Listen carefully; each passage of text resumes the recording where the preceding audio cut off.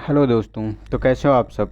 I hope आप लोग अच्छे होंगे। और मैं संदीप आज डिस्कस करूँगा जो हमारा इनसाइट आईएएस टेस्ट सीरीज़ जो हमारी चल रही थी। ठीक है, तो ये टेस्ट नंबर 13 है, क्योंकि हम लोगों ने 14 वाला जो हमारा था, ठीक है, उसको हमने सॉल्व कर लिया था।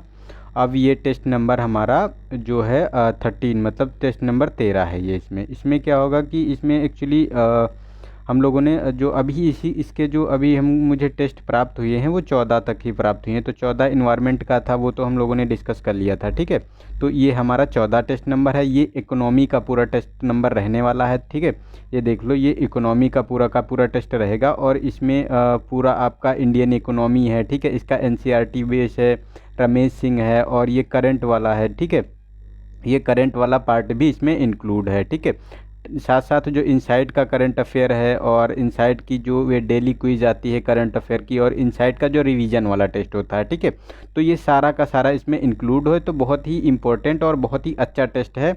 और इसमें बहुत ही इंटरेस्टिंग और अच्छे अच्छे क्वेश्चन इंक्लूड किए गए हैं। तो आई होप आप लोगों को अच्छा लगेगा इसको। ठीक है, और ये आपके एग्ज़ाम में बहुत ज़्यादा जो है आपको कंफर्टेबल फील कराने वाला है। ठीक है, तो मैं आपको पूरी तरीके से समझाने की कोशिश करूंगा। और अगर कहीं समझने में आपको दिक्कत आ रही है तो प्लीज़ आप कमेंट बॉक्स में टाइप कीजिए, मैं ज़रूर बताऊंगा। क्योंकि आप लोग मैं विजन का करा रहा था। ठीक है, तो आप लोगों ने कहा कि नहीं सर, पहले आप इसका इनसाइट को कराइए, तो ठीक है, मैं इनसाइट के करा दे रहा हूँ। ठीक है, तो इनसाइट के ये आज से स्टार्ट हैं, और जब तक इनसाइट के चलेंगे बाद में हम उसको लेके आएंगे। ठीक है, या बीच बीच में कभी कभी हम डिस्कस कर लिया करेंगे। ठीक है, तो आपको दोनों ही टेस्ट ये अच्छे लगेंगे, और अच्छे बहुत ही मतलब कंफर्टेबल फील कराएंगे आप लोगों को। ठीक है, और ये पेन का ये मैंने वर्जन लिया है, तो इसमें बताना कि मतलब ये सही है कि नहीं सही है। ठीक है, क्योंकि मुझे लग रहा था कि उससे कुछ ज़्यादा मतलब ये इसमें छोटा लिखा हुआ है ना, तो थोड़ा सा मतलब प्रॉब्लम होती है वो मतलब पतला पेन चलाने में।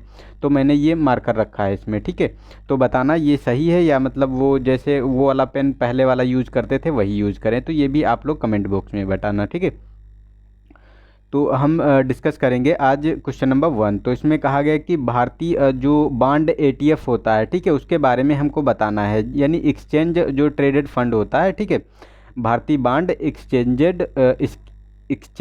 ट्रेडेड फंड जो होता है उसके बारे में। तो फर्स्ट है कि यह खुदरा निवेशक बॉन्ड बाजारों पर आधारित जो बाजारों तक आसान और कम लागत वाली पहुंच प्रदान करेगा। ठीक है, और इसमें कम से कम जो राशि जो है 1 लाख रुपए तक की होगी। सेकेंड है कि हमारा इसमें 3 या 10 वर्ष की निश्चित परिपक्वता की अवधि इसमें जो इसका व्यापार स्टॉक एक्सचेंज पर किया जाएगा। ठीक है, तो देखो ये इसमें जो बात की जा रही है, तो पहला वाला स्टेटमेंट हमारा गलत है। हमें लग रहा है ये अच्छा लग नहीं रहा है, अच्छा फील नहीं करा रहा है। ठीक है, क्योंकि ये डबलिंग हो जा रही है इस पर। ठीक है, तो मैं क्या करता हूँ, वही पेन ले लेता हूँ, मुझे लग रहा है बेटर वही रहेगा। ठीक है, हाँ तो ये, हाँ तो इसमें बताना है। तो देखो पहला वाला स्टेटमेंट हमारा गलत है, क्योंकि इसमें जो कहा जा रहा है, तो इसमें जो ये 1,000 वाला इसकी लिमिट है मिनिमम। ठीक है, कम से कम इसमें 1,000 तक निवेश कर सकते हैं। 1,000 रुपये से शुरू हो जाता है इसमें निवेश। ठीक है, तो ये हमारा गलत हो गया। और सेकेंड वाला सही है, क्योंकि इसमें 3 वर्ष से 10 वर्ष की जो परिपक्वता अवधि होती है, यानी मेच्योरिटी पीरियड होगा इसका। ठीक है, जो व्यापार स्टॉक एक्सचेंजों पर किया जाएगा। ठीक है, तो ये हमारा सेकेंड वाला स्टेटमेंट सही है, फर्स्ट वाला हमारा गलत हो गया। ठीक है, और ये जो बॉन्ड है ये मतलब भारत का जो ये पहला corporate bond exchange traded fund है। ठीक है, इसके द्वारा ये खुदरा जो व्यापारी होते हैं, ठीक है, वो निवेश कर सकते हैं, मतलब निवेश मतलब जुटा सकते हैं अपना, उनको पैसे की आवश्यकता होती है, तो ये इस आधार पर वो बॉन्ड जारी कर सकते हैं। ठीक है, तो उन्हें ये आसानी से बॉन्ड मिल जाएगा। सेकेंड है हमारा क्वेश्चन नंबर 15। तो इसमें कहा गया, 15 कहाँ से आ गया यार, हाँ क्वेश्चन नंबर सेकेंड है। तो इसमें कहा गया कि 15वें वित्त आयोग की सिफारिश के बारे में हमको बताना है। तो फर्स्ट है कि केंद्र के करों में राज्य की हिस्सेदारी को 2015 से 20 के दौरान 42% से घटाकर 2020-21 के लिए 41% की सिफारिश की गई है। सेकेंड है कि केंद्र सरकार के संसाधनों से 1% की कमी से प्राप्त जो धन होगा वो नवगठित जो केंद्र शासित प्रदेशों यानी जम्मू कश्मीर और जो लद्दाख का जो गठन किया गया है उसके लिए होगा, ठीक है, उसके डेवलपमेंट के लिए।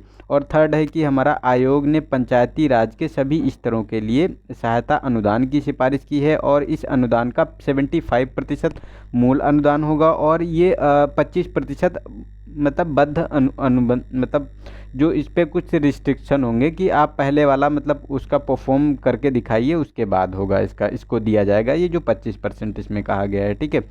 तो इसमें फर्स्ट वाला स्टेटमेंट तो सही है क्योंकि ये पहले जो तुम्हारा ये वित्त आयोग था 14वां, ठीक है, उसके आधार पर 42% दिया जाता था राज्य को, लेकिन अब इसे 41% तक घटाकर करने की मांग की गई है, मतलब ये सिफारिश दी गई है।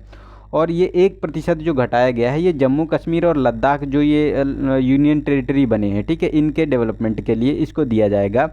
लेकिन ये थर्ड वाला स्टेटमेंट हमारा गलत है क्योंकि इसमें जो मूल अनुदान दिया जाएगा जो तुम्हारे आयोग ने जो पंचायती राज के लिए जो होगा, ठीक है, तो इसमें क्या होगा 50% मूल अनुदान होगा और 50% आपको देखने को मिलेगा जो ये बद्ध अनुदान मतलब जिस पे रिस्ट्रिक्शन होंगे कुछ कि पहले ये 50% आप खर्च करो और उसका जो परफॉर्मेंस दिखाओ कि कहाँ खर्च किया है उसके आधार पर इसको रिलीज़ किया जाएगा, ठीक है। तो ये हमारे दोनों मतलब स्टेटमेंट सही है, फर्स्ट एंड सेकंड, तो ए वाला ऑप्शन सही हो गया। लेकिन हमारा ये थर्ड वाला स्टेटमेंट गलत हो गया इसमें, ठीक है। तो ये तो हमारा हो गया इधर का। अब फैक्चुअल इन्फॉर्मेशन देख लेते हैं कि ये जो वित्त आयोग होता है इसका गठन कौन करता है और किस आधार पर किया जाता है। तो देखो ये इसमें तुम्हारे संविधान में इसका प्रोविज़न है जो हम आर्टिकल 280 है, ठीक है, 280 के अंतर्गत इसका गठन राष्ट्रपति के द्वारा प्रत्येक 5 साल में किया जाता है, ठीक है, और इसी की सिफारिश के आधार पर जो ये फंड का वितरण किया जाता है, ठीक है, स्टेट एंड सेंटर में। तो उसी की सिफारिश के लिए ये किया गया है। और ये एन.के. सिंह का जो ये 15वां वित्त आयोग है ये एन.के. सिंह की अध्यक्षता में गठित किया गया था और इसने जो है अपनी रिकमेंडेशन ये दे दी है और ये रिकमेंडेशन 2021 से 26 तक लागू रहेंगी, ठीक है। तो उसके लिए ये इन्फॉर्मेशन थी, ठीक है। नेक्स्ट है हमारा थर्ड क्वेश्चन नंबर। तो इसमें कहा गया है कि निम्नलिखित में से कौन से चालू खाते के अंतर्गत अदृश्य मदों के संतुलन का भाग है। यानी अदृश्य मद में बात करें तो जो इनविजुअल्स जो ट्रांसफर्स होते हैं उनके बारे में। तो फर्स्ट है कि जो उपादान और जो गैर उपादान सहित सेवा व्यापार है। सेकेंड है कि वस्तु के निर्यात और आयात का मूल्य। और थर्ड है कि जहाज रानी और पर्यटन जैसे सेवा उत्पादों की बिक्री। तो देखो ये जहाज रानी और पर्यटन वाला ये तो इसमें शामिल होगा, लेकिन सेकेंड स्टेटमेंट गलत है क्योंकि वस्तु एवं सेवा जो वस्तु के निर्यात और आयात का मूल्य जो बात करें तो ये इसमें नहीं आता है। ये आपको देखने को मिलेगा जो आपका ये होता है व्यापार रिलेटेड मतलब व्यापार संतुलन, ठीक है, उसमें ये आता है। तो ये हमारा गलत हो गया। और फर्स्ट वाला भी ये जो उपादान और गैर उपादान सहित जो सेवा व्यापार होते हैं ये भी आपको इनविजिबल्स में ही शामिल होते हैं, यानी अदृश्य मदों में शामिल होते हैं। क्योंकि ये अदृश्य मदें होती क्या है, जो ये बैलेंस ऑफ पेमेंट होता है, ठीक है, उसके दो पार्ट होते हैं, एक करंट अकाउंट होता है, एक आपको कैपिटल अकाउंट देखने को मिलेगा। तो ये करंट अकाउंट के अंतर्गत ये आपको देखने को मिलता है इनविजिबल्स मदें। तो इसमें क्या क्या शामिल होता है, जैसे ये हो गया, ठीक है, और जो रिमिटेंस आता है वो भी इसी के अंतर्गत आता है, ठीक है। तो ये सब इसी के अंतर्गत शामिल हो जाते हैं। तो हमारा एक और 3 स्टेटमेंट सही है, तो सी वाला ऑप्शन इसका सही हो गया, ठीक है। नेक्स्ट है फोर्थ क्वेश्चन नंबर। तो इसमें कहा गया कि निम्नलिखित में से कौन से पूंजी खाता के भाग हैं। तो फर्स्ट है कि एक भारतीय व्यक्ति जिसने यूके की एक कार खरीदी है। सेकेंड है कि एक चीनी ग्राहक को एक भारतीय कंपनी के शेयरों की बिक्री और विदेश से जो ऋण प्राप्ति होती है। तो ये अभी करंट अकाउंट और कैपिटल अकाउंट की बात जो हमने की, ठीक है, उसी में ये कैपिटल अकाउंट होता है। तो उसके अंतर्गत अगर हम बात करें तो देखो जो एक भारतीय व्यक्ति है अगर वो यूके की कार खरीदता है तो भी वो कैपिटल अकाउंट के अंतर्गत आएगा, क्योंकि उसने एक कार खरीदी है, मतलब वो उसकी पूंजी हो गई, ठीक है। और सेकेंड स्टेटमेंट ये उसने जो शेयर बिक्री के लिए जो ये चीनी कंपनी के शेयर खरीदे हैं तो ये भी इसी के अंतर्गत आएगा, क्योंकि कोई इन्वेस्टमेंट किया गया है। और ये विदेश से जो ऋण प्राप्त होता है ये भी इसी के अंतर्गत आएगा, ठीक है। तो ये तीनों स्टेटमेंट हमारे सही हैं, तो हमारा डी वाला ऑप्शन इसका सही हो गया। नेक्स्ट है हमारा क्वेश्चन नंबर 5। तो इसमें कहा गया है कि क्वेश्चन नंबर 5 में कि वर्तमान में 33% महिला श्रमिक पारिवारिक श्रमिक हैं। सेकेंड है कि शहरी क्षेत्रों में अवैतनिक पारिवारिक श्रमिक 2011-12 में 6% थे, 6% से बढ़कर 2017-18 में 9% हो गए हैं। तो इसमें अगर बात करें तो ये गलत स्टेटमेंट है, क्योंकि पहले ये 11-12 में 9% हुआ करते थे, अब ये 6% रह गए हैं। तो इसमें ये मतलब -3% की ये मतलब कमी दर्ज हुई है इसमें, तो ये हमारा गलत हो गया। और फर्स्ट वाला स्टेटमेंट तो सही है, क्योंकि इसमें वर्तमान में 33% जो महिला श्रमिक होते हैं वो अवैतनिक पारिश्रमिक परिवार के होते हैं। ठीक है, तो ये फर्स्ट वाला हमारा स्टेटमेंट सही हो गया ए। नेक्स्ट है हमारा 6 क्वेश्चन नंबर। तो इसमें कहा गया कि स्थिर विनिमय दर प्रणाली के अंतर्गत विनिमय दर के संदर्भ में निम्नलिखित कथनों पर विचार कीजिए। तो फर्स्ट है कि यह किसी सरकारी कार्रवाई द्वारा विनियमित दर बढ़ती है। ठीक है, यानी कि जो इसे अवमूल्यन कहते हैं, यानी कि मतलब ये बता रहे हैं कि जो मुद्रा होती है वो सस्ता हो जाता है। ठीक है।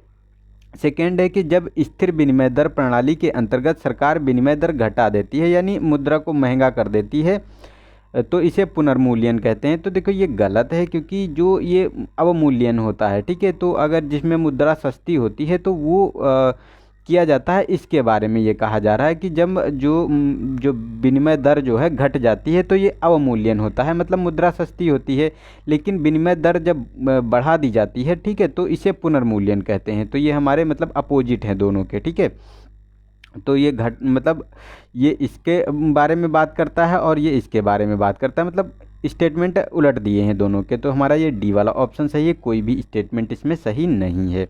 नेक्स्ट है 7 क्वेश्चन नंबर। तो इसमें कहा गया है कि तृतीय विनिमय दर के बारे में हमको बताना है कि इसका मुख्य लक्ष्य विश्वसनीयता की सरकार एक निश्चित स्तर पर विनिमय दर को बनाए रखने में सक्षम होगी। सेकेंड है कि विनिमय दरों में परिवर्तन भुगतान संतुलन के आधिक्य एवं घाटे की जो स्वतः देखभाल कर सकता है। और थर्ड है कि तृतीय जो विनिमय दर होती है इसके अंतर्गत सरकार को विदेशी मुद्रा भंडार के बड़े स्टॉक बनाए रखने की आवश्यकता नहीं होती है। तो ये तो हमारा सही है कि इन्हें आवश्यकता नहीं होती कोई बड़े स्टॉक बनाने की। ठीक है, और ये सेकेंड वाला स्टेटमेंट भी सही है, क्योंकि ये जो घाटा होता है, ठीक है, आधी की घाटा, इसके लिए भी कोई मतलब ये स्वतः देखभाल कर लेते हैं। ठीक है, लेकिन ये फर्स्ट वाला स्टेटमेंट सही है, क्योंकि ये स्थिर जो विनिमय दर प्रणाली होती है उसके अंतर्गत ये विश्वसनीयता बनाए रखना होता है सरकार को। ठीक है, तो ये मतलब गलत हो गया स्टेटमेंट हमारा फर्स्ट वाला। सेकेंड और थर्ड सही है, तो हमारा बी वाला ऑप्शन इसका सही हो गया। ठीक है, नेक्स्ट है हमारा 8 क्वेश्चन नंबर। तो इसमें कहा गया कि ब्रिटेन वुड्स सम्मेलन के बारे में हमको बताना है कि कौन सी संस्थाओं की स्थापना की गई थी। तो फर्स्ट है कि अंतर्राष्ट्रीय मुद्रा कोष, सेकेंड है कि विश्व बैंक, थर्ड है कि विश्व व्यापार संगठन और फोर्थ है यूरोपीय पुनर्निर्माण एवं विकास बैंक। ठीक है, तो इसमें कौन सा मतलब कौन सी संस्थाएं इसमें बनाई गई थी। तो इसमें अगर बात करें तो देखो अंतर्राष्ट्रीय मुद्रा कोष इसमें बनाई गई थी, वर्ल्ड बैंक बनाई गई थी। ठीक है, लेकिन अगर विश्व व्यापार संगठन की बात करें तो ये तो आपको जो WTO था, तो इसकी स्थापना की अगर हम बात करें तो 1995 में हुई थी। और ये जो ब्रिटेन वुड्स सम्मेलन हुआ था तो ये 1944 में हुआ था। ठीक है, तो ये हमारा गलत हो गया स्टेटमेंट, ठीक है। और ये विकास जो यूरोपीय पुनर्निर्माण विकास बैंक, ये भी इसके अंतर्गत नहीं बनाई गई थी। ठीक है, तो ये दोनों स्टेटमेंट गलत हैं और फर्स्ट एंड सेकंड हमारा सही है। तो ए वाला ऑप्शन इसका सही हो गया, क्योंकि इस समय केवल IMF और वर्ल्ड बैंक ही मतलब इसकी स्थापना की गई थी।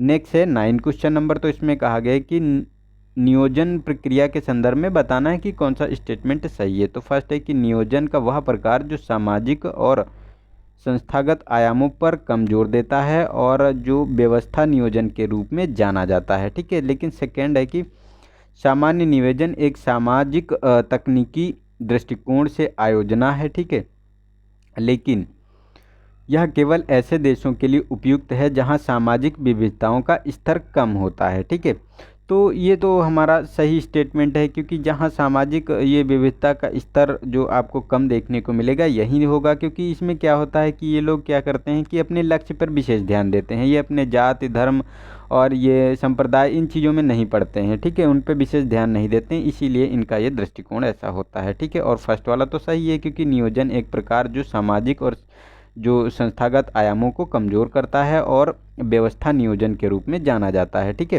तो ये हमारे दोनों स्टेटमेंट सही हैं, तो हमारा सी वाला ऑप्शन इसका सही हो गया।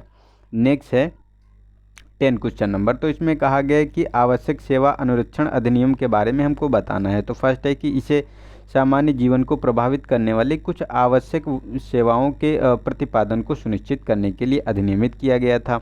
सेकेंड है कि किसी पुलिस अधिकारी को बिना वारंट हड़ताल करने वाले व्यक्तियों को गिरफ्तार करने का अधिकार, और यदि किसी सेवा के अनुरक्षण के लिए किसी कर्मचारी का कार्य आवश्यक माना जाता है तो वह समयों पर काम करने से भी इनकार नहीं कर सकता। यानी जैसे किसी की 8 घंटे की ड्यूटी है, ठीक है, लेकिन उसका जो 8 घंटे की ड्यूटी उसने पूरी कर दी है, लेकिन अगर कोई इमरजेंसी वाली सिचुएशन है जैसे कोविड-19 के समय थी, तो अब फिर दोबारा ड्यूटी करने की बात की जा रही है कि आपको जो 7-8 घंटे से ज़्यादा करना पड़ेगा, तो आप मना नहीं कर सकते हैं, ये बात कही जा रही है इस स्टेटमेंट में।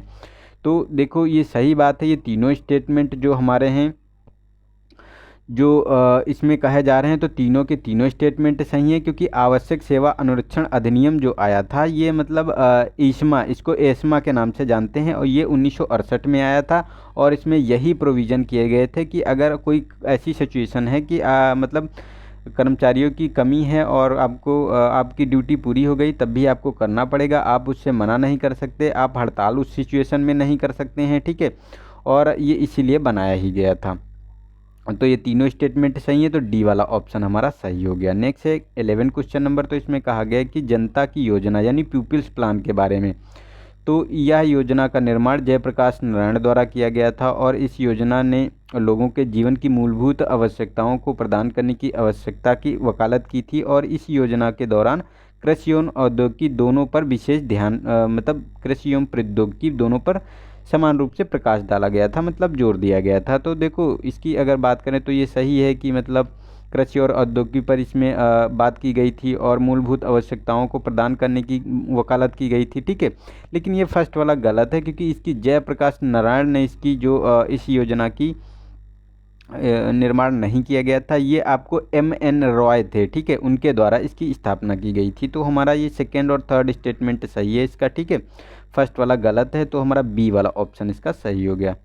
नेक्स्ट है क्वेश्चन नंबर 12। तो इसमें कहा गया है कि प्रथम पंचवर्षीय योजना के बारे में। तो फर्स्ट है कि यह हेरोल्ड डोमर मॉडल पर आधारित है, और यह योजना भारी बुनियादी उद्योग दोनों के तेज़ी से औद्योगिकरण पर केंद्रित थी। तो ये गलत है, ये पहली नहीं, ये दूसरी जो पंचवर्षीय योजना आई थी, ठीक है, उसके अंतर्गत ये भारी उद्योगों पर ये ध्यान करने की बात कही गई थी, क्योंकि ये जो मॉडल था ये महान लोबिस जो मॉडल था उसके आधार पर था। ठीक है, लेकिन ये फर्स्ट में अगर हेराल्ड डोमर मॉडल की बात करें तो इसमें आपको जो ये जैसे एग्रीकल्चर था, ठीक है, एग्रीकल्चर पर बात की गई थी कि एग्रीकल्चर पर जोर दिया जाए, मूल्य की स्थिरता लाई जाए, ठीक है, विद्युत और परिवहन, इन सब चीज़ों पे बात की गई थी इसमें। ठीक है, तो ये गलत हो गया हमारा स्टेटमेंट, तो हमारा सेकेंड वाला गलत है, फर्स्ट वाला सही हो गया। ठीक है, और ये आप लोगों के लिए क्वेश्चन है कि ये जो फर्स्ट जो पंचवर्षीय योजना थी, ठीक है, तो ये कब से कब इसका टाइम पीरियड था,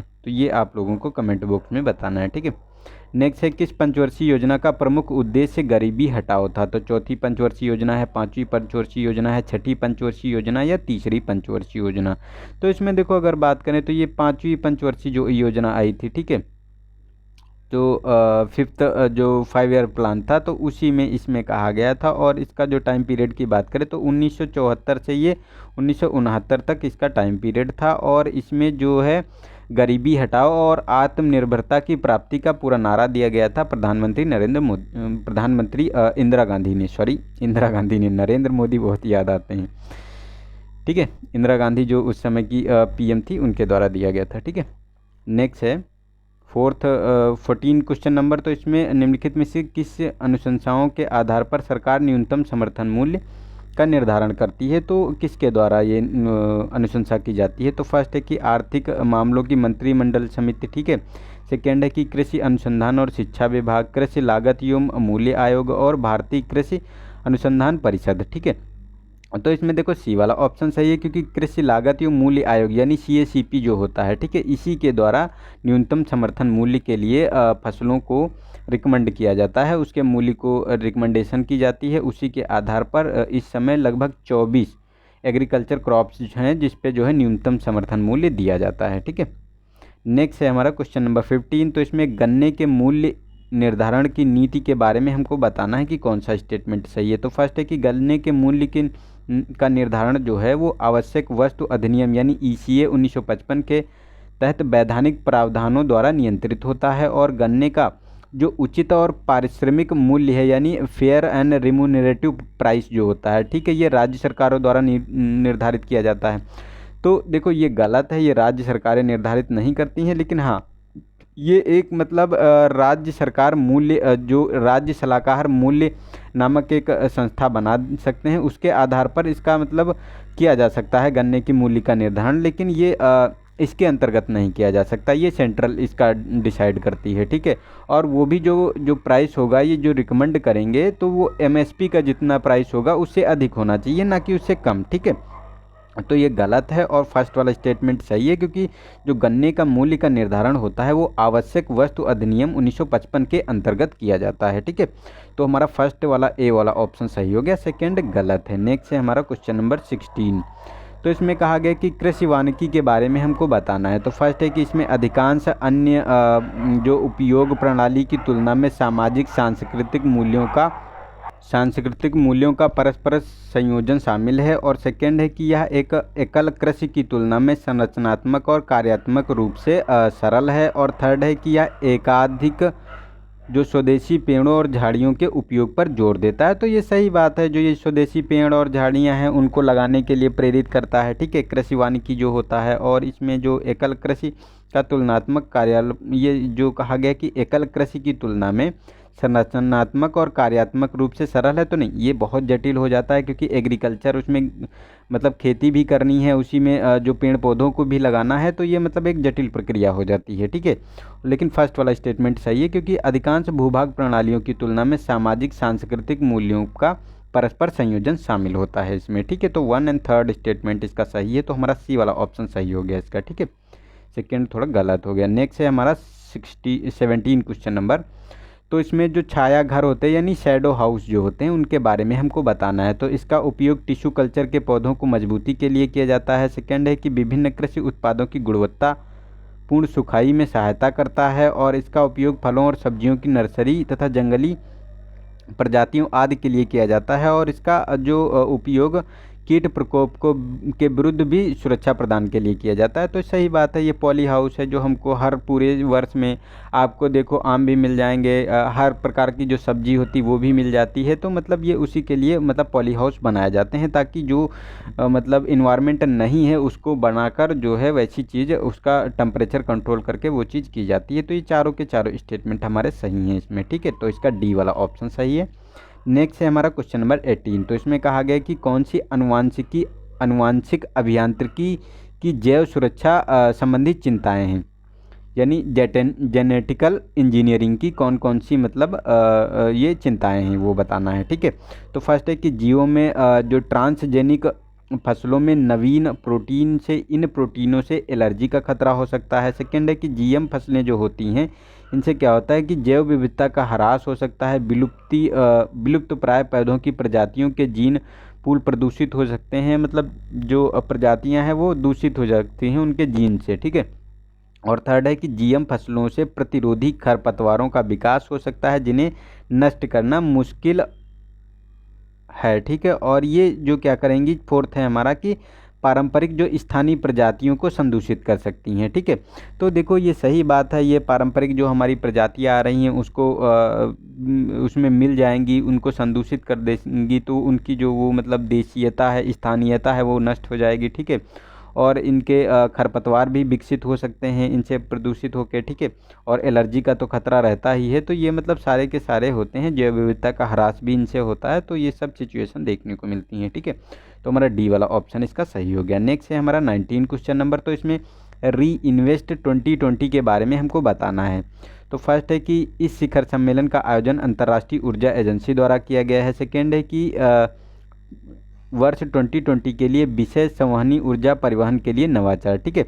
और थर्ड है कि भारत की अक्षय ऊर्जा क्षमता विश्व में सर्वाधिक जो विश्व में ऊर्जा क्षमता विश्व में चतुर्थ सर्वाधिक है, मतलब फोर्थ पोजीशन पे है वर्ल्ड में, ठीक है। बेसिकली ये बात की जा रही है इसमें। तो इसमें अगर बात करें तो देखो ये हमारा फोर्थ पोजीशन पे हम बढ़ रहे हैं, ठीक है, और बहुत तेज़ी से वृद्धि कर रहे हैं जो नवीकरणीय ऊर्जा है, ठीक है। तो हम वर्ल्ड में फोर्थ पोजीशन पे हैं। इस समय हमारी 136 गीगावाट जो है इसकी क्षमता है, ठीक है, नवीकरणीय ऊर्जा की। और सेकेंड स्टेटमेंट भी सही है क्योंकि 2020 का जो ये थीम था संवहनी ऊर्जा परिवर्तन के लिए नवाचार, ठीक है। लेकिन इसका जो आयोजन किया गया था तो ये री इन्वेस्ट 2020 का, तो ये अंतर्राष्ट्रीय ऊर्जा एजेंसी के द्वारा नहीं किया गया था, बल्कि नवीन एवं नवीकरणीय जो ऊर्जा मंत्रालय है भारत का, ठीक है, उसके द्वारा किया गया था। तो ये हमारा गलत हो गया। तो हमारा सेकेंड और थर्ड स्टेटमेंट सही है, तो हमारा बी वाला ऑप्शन इसका सही हो गया। नेक्स्ट है 20 क्वेश्चन नंबर। तो इसमें नीला ज्वार यानी ब्लू टाइड के बारे में हमको बताना है। तो फर्स्ट है कि वर्ष 2016 के बाद भारत के पश्चिमी तट पर जैव संदीप्ति यानी बायोलुमिनेसेंस एक वार्षिक घटना रही है। और सेकेंड है कि यह घटना तब तक घटित होती है जब डायनोफ्लैगेट्स के रूप में पहचाने जाने वाले पादप प्लवक यानी फाइटो जो प्लैंक्टन्स होते हैं वो प्रोटीन में सहायक अभिक्रिया के माध्यम से प्रकाश उत्पन्न करते हैं। तो देखो ये तो सही बात है। और ये जो मुंबई वाला तट है तो ये मतलब 2016 में ये पहली बार देखे गए थे कि जो ये मतलब एक फाइटो प्लैंक्टन्स होते हैं यानी पादप प्लवक होते हैं, ठीक है। तो ये क्या करते हैं, एक नीला प्रकाश उत्पन्न करते हैं। ये रासायनिक और अभिक्रियाओं प्रोटीन में रासायनिक अभिक्रिया के माध्यम से, ठीक है। तो ये दोनों स्टेटमेंट सही हैं। और ये बहुत ज़्यादा ये दिसंबर के समय में ये देखा गया था, ठीक है, नवंबर दिसंबर में, ठीक है। नेक्स्ट है हमारा 2021। तो दल बदल विरोधी कानून के बारे में हमको बताना है। तो फर्स्ट है कि 10वीं अनुसूची को 91वां संविधान संशोधन अधिनियम द्वारा जोड़ा गया था। और सेकेंड है कि यदि एक स्वतंत्र यानी निर्दलीय उम्मीदवार विधायक का सदस्य बनने के 6 माह के भीतर दल में शामिल हो जाता है तो दल बदल विरोधी कानून नहीं लागू होता है। तो ये गलत है। अगर कोई भी जो निर्दलीय लड़ता है तो अगर वो किसी दल में शामिल हो जाता है तो उसको जो है पदच्युत किया जाता है, मतलब उसे हटा दिया जाता है उसको, ठीक है। वो मतलब उस पर दल बदल कानून लागू होता है, ठीक है। और ये फर्स्ट वाला स्टेटमेंट भी गलत है क्योंकि इसका जो दल बदल जो आपको देखने को मिलेगा ये आपको 10वीं सूची में ये जो 92वां मतलब 52nd जो अमेंडमेंट हुआ था 1985 में राजीव गांधी की सरकार में, ठीक है, उसी के अंतर्गत ये देखने को मिला था, आया था उस समय, ठीक है। तो ये गलत है स्टेटमेंट हमारे दोनों के दोनों। तो डी वाला ऑप्शन इसका सही है। नेक्स्ट है हमारा क्वेश्चन नंबर 22। तो इसमें आनुवांशिक रूप से संशोधित जीएम क्रॉप यानी जेनेटिकली मॉडिफाई क्रॉप के बारे में हमको बताना है। तो फर्स्ट है कि प्रथम पीढ़ी की जीएम फसलों ने शाकनाशी प्रतिरोधी फसलों यानी सोयाबीन और मक्का, कीट प्रतिरोधी फसलें कपास और मक्का जैसे लक्षणों में सुधार किया गया। दूसरी पीढ़ी में जो जीएम फसलों में उच्च गुणवत्ता युक्त सामग्री जैसे कि उन्नत पोषण वाले गुण शामिल किए गए। और थर्ड है कि बीटी कपास यानी कि वाणिज्यिक कृषि के लिए अनुमति प्रदान करने वाली प्रथम ट्रांसजेनिक फसल है। तो सही बात है, ये वाणिज्य के लिए पहली फसल है कपास इंडिया में, ठीक है। और यही पहली है, अभी तक अभी दूसरी क्रॉप को नहीं दिया गया है। बीटी ब्रांजिल की बात की जा रही है लेकिन अभी तक उसको दिया नहीं गया स्टेटस, ठीक है, कि कमर्शियल पर्पज़ के लिए, ठीक है। तो ये तीनों के तीनों स्टेटमेंट हमारे सही हैं इसके जीएम क्रॉप के बारे में, ठीक है। तो हमारा डी वाला ऑप्शन सही हो गया। नेक्स्ट है हमारा क्वेश्चन नंबर 23। तो इसमें कहा गया है कि भारत में सेरीकल्चर के बारे में बताना है। तो फर्स्ट है कि पूर्वोत्तर क्षेत्र को रेशम की 4 किस्मों अर्थात शहतूत, ओक टसर और मूंगा एरी का उत्पादन करने वाला एकमात्र क्षेत्र है, ठीक है। और इसे मतलब वहाँ एक अनूठा गौरव भी प्राप्त है। और सेकेंड है कि भारत के सकल रेशम उत्पादन में पूर्वोत्तर क्षेत्र का योगदान 48% है। और थर्ड है कि सुनहरे पीले रंग की चमक वाला शहतूत भारत का अद्वितीय एवं प्राचीन रेशम है। तो देखो ये तो सही बात है, ये नहीं, ये फर्स्ट वाला थर्ड वाला गलत है। ये मतलब जो शहतूत जो रेशम होता है यानी ये नहीं जो चमक सुनहरे रंग की चमक ये उत्पादन नहीं करता है, ये जो मूंगा होता है, ठीक है, मूंगा होता है, मूंगे के द्वारा सुनहरे पीले रंग की चमक का ये मतलब अद्वितीय प्राचीनतम रेशम है। ठीक है, तो ये गलत हो गया हमारा थर्ड वाला।